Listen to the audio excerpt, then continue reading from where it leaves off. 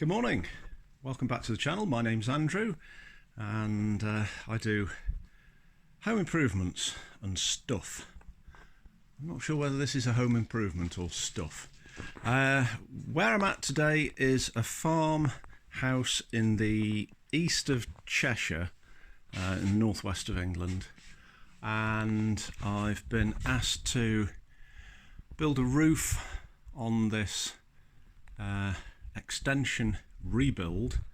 This was originally the kitchen and it's getting repurposed. There's another kitchen at the other end of the house, or a new kitchen at the other end of the house. So this is going to become a study, I think. So the outer wall was rebuilt. It did have a door there, and it has what used to be the dairy for the farm is a plant room, or will be a plant room, and there was a door and a window there. They've gone. So the walls were basically stone built, all stone built. The walls turned out to be rubble and dust, and not very well built. Had to come down, get rebuilt, block inner, stone outer, and the floor's going to be built up as well with a lot of insulation underneath it. Anyway, that's not why we're here. Why we're here is to put a roof on, and it's a simple rafters onto a ledger board. For those of you who don't know, that's a ledger board because the rafters ledge onto it, possibly. And at the other end we have, oops, contrast is a bit iffy, 75 by 100 mil wall plate. Now on this video is about problem solving, basically. Excuse me. And the problem I have here today is that pretty much everything is working against me. Now you may say it's an old house, of course walls are going to be wonky. Not true. Although it was built in 1742, i.e. just before tea time, the main part of the house, which is there, the walls are plumb and the corners are square. It was well built, mostly. So when I came to this job last week, it's, what is it, Monday the 24th of July today, and you could be, weather-wise, you'd be forgiven for thinking it was March.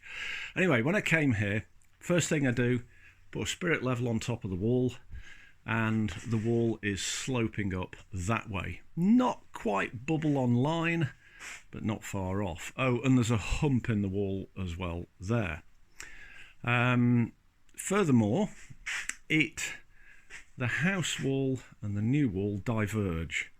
So at this end, from the top block on the new wall to a spot there somewhere, it's 2871 millimeters, and when we go through to the dairy, it is 2807. So the walls are diverging by about 70 millimeters, and it's sloping upwards, and the outer skin of stone is level, which is fair enough. So I come get the wall plate on, fine. I've tried to take out a bit of the slope with the mortar bedding for the wall plate, only partially successfully because there's just too much of it. The length of the wall is 8 meters, by the way. So when I came to set out up there, got my angle, which is 22.5 degrees, put a line pin in there, strung out my string, leveled up a line pin at the other end, and there's half a block difference. So this end is low. So if you get your very level string going across, and it's at the bottom of a mortar course at that end, it's half a block up at this end. So yeah, basically this wall is going up and these mortar courses are coming down. Why does that matter? It matters because when the roof goes on, At the top of the roof we put some lead sheeting on, which goes, find the hand, goes up the last course of tiles. Oh, stone tiles, by the way. The lead sits on the last stone tile, goes up the wall and turns into a course of mortar. Now if I put the ledger board on level, which is the natural thing you want to do, the lead sheet would be narrow at that end and wide at this end by about 2 inches, 50-60 millimeters. It would look appalling. It would look totally wrong. So talk with the roofer, specialist stone tile roofer, and he said no, go with the mortar course, do it wrong to make it look right. It goes against the grain. You want to do it the correct way, but I've got to do it wrong. So if I put a spirit level on there, it wouldn't be level. I'll do that in a minute. And so what that means is every rafter is going to be different, and it's going to be different in its length, because the wall is narrower there than this end, so the rafters are going to be shorter, which means that the angle is going to be steeper than at this end where the room is wider, which means that I've started with my 22.5 degrees there. I measured it at 24.2 degrees at that end. So basically I've got everything working against me. Now, do I trust myself to get the measurements right? Because everyone is going to be different. Every angle is going to be different in very small ways. No, I don't trust myself is the honest answer. I'm not good enough. I don't do this often enough. And I'd like to give a shout out to YouTube channels called the Tall Carpenter. Link is in the description. And it's an absolute expert carpenter called Dell.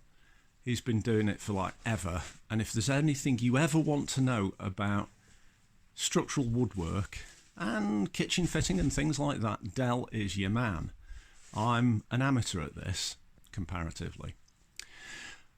So I asked him, this is a problem, and here's a solution I've come up with.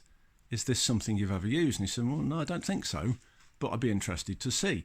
So that's partially why I'm making the video. Right, okay, I need to get some timber in to do the next rafter. I can't carry on with the wall plate because that window is in the way. We're going to block it up. I'm going to move the window up 4 courses of blockwork to give me room. And to maintain the roof angle and. So let me get some wood in and then I will show you how I've solved this problem. So I've got wood, so to speak. What's the big deal? Right, okay, what I did to make my life easy and repeatable was to make a jig. Very simple, measuring and marking jig. And what it does, that end sits on the wall plate there. That end ledges on the ledger board. And I adjust this end back and forth, as you can see. This bit can slide, that bit can twist as it needs to.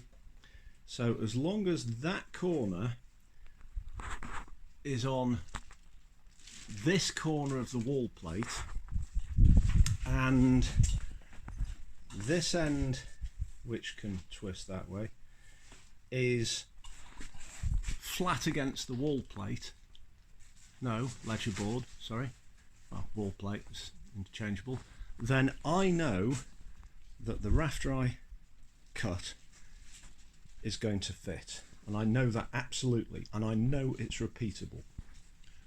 How do I know that? because I've done all these with it. Does it work? Let's see. Oops, pardon me.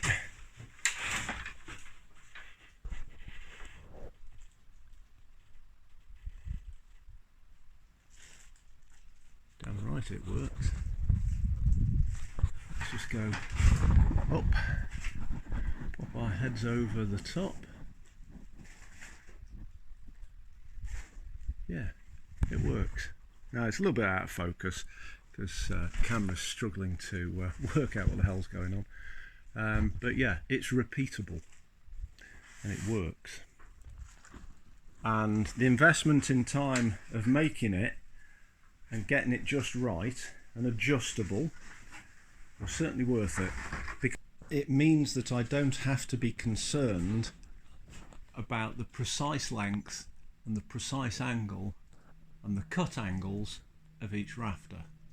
Now, on the new kitchen at the other end of the building, that way, the new wall, equivalent of that one, was within 5mm of parallel of the house wall, which meant that I could cut a template rafter and it worked at both ends, and then just cut all the others to suit. That's not possible here. I'm not complaining. You know, it is what it is. This is the situation I've got. So in that sort of circumstance where you've just got too many variables to measure, this is a time-saving and quality improving small investment in time and a roofing batten, which of course can get reused. Right, let's get it on and I'll show you how it looks. Right then, that's on. You can see there, little angle is, let's just zoom in. That's sitting on the wall plate, angled to suit. And then at the other end, zoom in, the board and the wall plate clip have been slid down and angled to suit what it is. So the bottom of that batten represents the bottom of the rafter. And as you look along the line, you can see that it does indeed do that. So what we do now, simply, is to transfer those edges onto the new rafter, cut it, and it will literally just drop in place. So let's just have a quick look close up at what's going on here. So probably better the other way. So it's slid down, and let's move that out of the way. That is pushed hard up against the back edge of the wall plate. A bit of gap at the bottom, that's fine, don't mind about that. This little piece of timber has given me my spacing. 400 centres, which gives me 355 internal. So I've got one at the top as well. So I know the rafters are correctly spaced apart. Repeatability. What else? Oh yes, the bottom of the batten, it's not so easy to show. Bottom of the batten is, or should be, pointing directly at this corner, which it is. So as long as it's doing that, and you've got that corner correct, and that's sitting nice, you can't go wrong.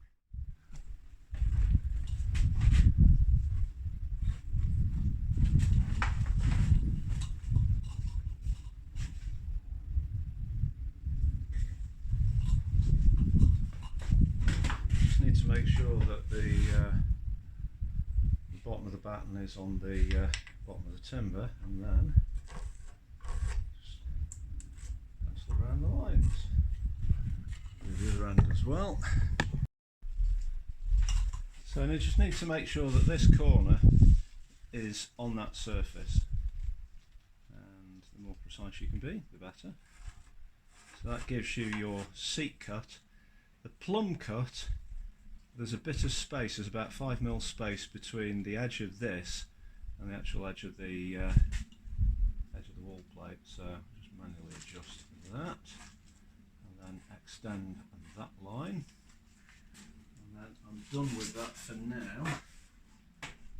Now what I've also got, just get out of the way, around a bit, because the two walls, the inner skin and the outer skin, are, one's going up, one's level, I've had to make an additional template just to put a notch in the rafter so it clears the outer skin of stone. So what I'm also going to do, I'm just going to extend those lines so the circular saw can see what it's doing. Likewise that one, and I'll make that perhaps a little bit bigger, and then I'll just tidy up the lines at the other end. You don't need to watch that.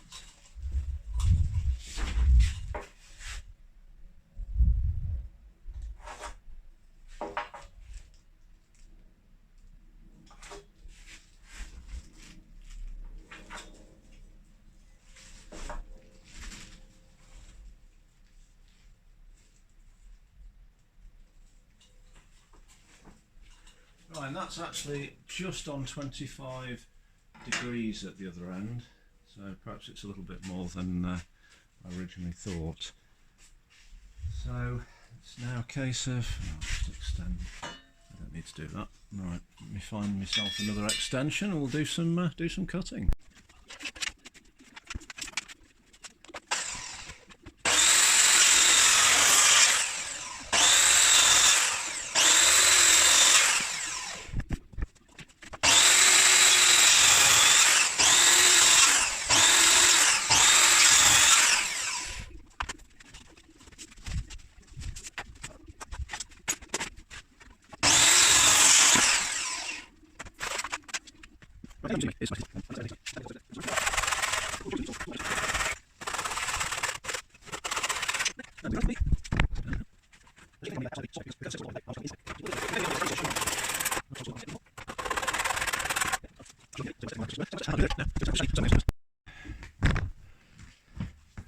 Right, let's get this on.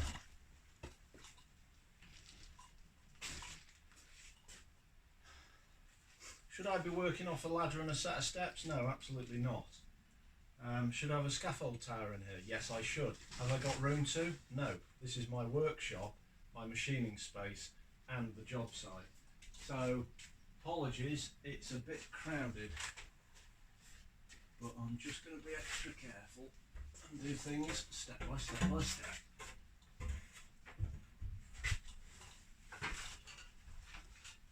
And that way, nobody gets hurt, mainly me. I want to go home this evening. And there are too many accidents in the construction industry as it is. I'm not going to do anything to make that worse.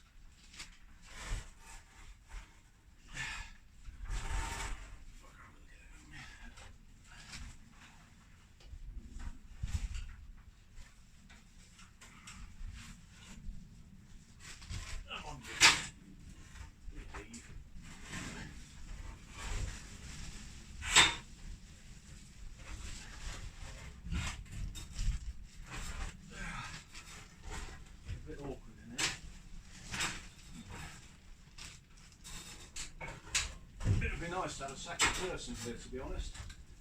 Well, I haven't got one, and I'm not going to have one. So, I've got to do the best I can and be aware of my surroundings. There we go.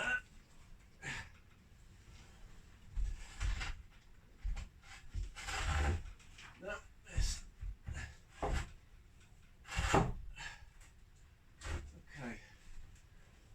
Right, what's going on?